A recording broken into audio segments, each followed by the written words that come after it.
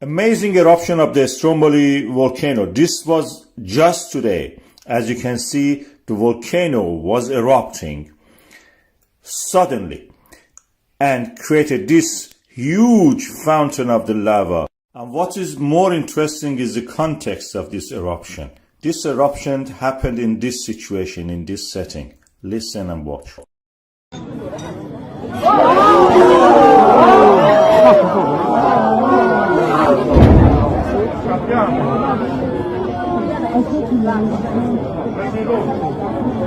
You could even hear the sound of the sonic boom of the eruption. I will play it again for you so you can listen to that right now.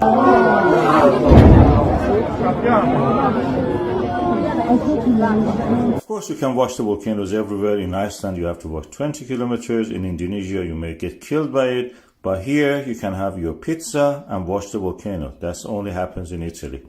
And this is the situation there. You have eruption during the day, dark ash cloud, and in the night, like as if fireworks.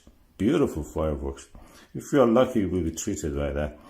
This is part of the collision zone of the Africa and Eurasian plate. As you can see here, this is the African plate.